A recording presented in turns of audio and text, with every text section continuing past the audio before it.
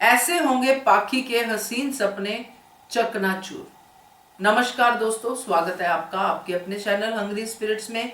Hungry spirits देख रहे सारे दर्शकों का मैं अंजू शर्मा दिल से स्वागत करती हूँ। पाखी जो बहुत ही बढ़िया अपनी तरफ से खेल रही है, जिसमें उसको लगता है कि मैंने तो डिम्पी को जला दिया, मैं तो अब तपिश के साथ सब कुछ सेट कर लूंगी, बिजनेस भी लाइफ भी सब कुछ सेट कर लूंगी।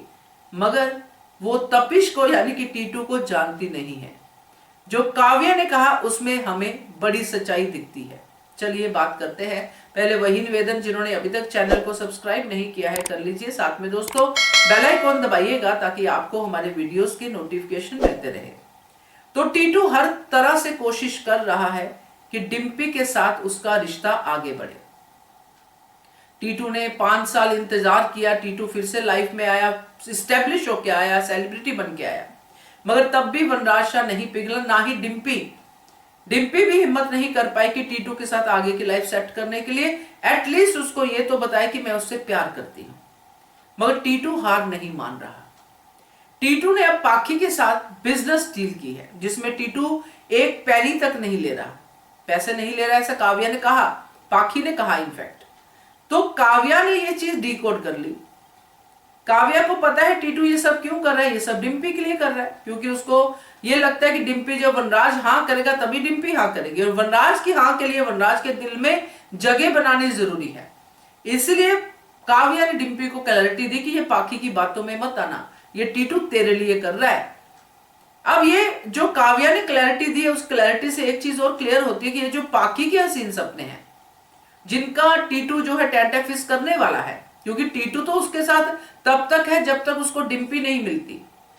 उसमें पाखी का भला होता है तो उसमें टीटू को कोई बुराई नहीं लगती है।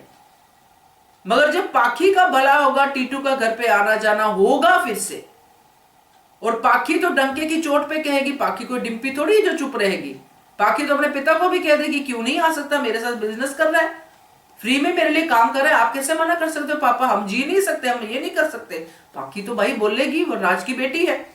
तो ये पूरा का पूरा जब होगा तो समझ में आएगा कि टीटू ने पाखी के साथ जो भी डील की है, उस डील के पीछे सिर्फ और सिर्फ डिम्पी है। और जब ये बात पाखी के सामने आएगी तो पाखी के सपने पूरी तरह से चकनाचूर होंगे, क्योंकि इस बीच में पाखी टीटू को अपना समझना शुरू कर देगी कि टीटू तो सिर्फ और सिर्फ मेरे लिए ही बना है। और हम सब जानते हैं कि जब पाखी किसी को अपना समझना शुरू करती है तो वो उस अपने के लिए कितना खतरनाक हो जाता है और खुद पाखी के लिए कितना खतरनाक होता है।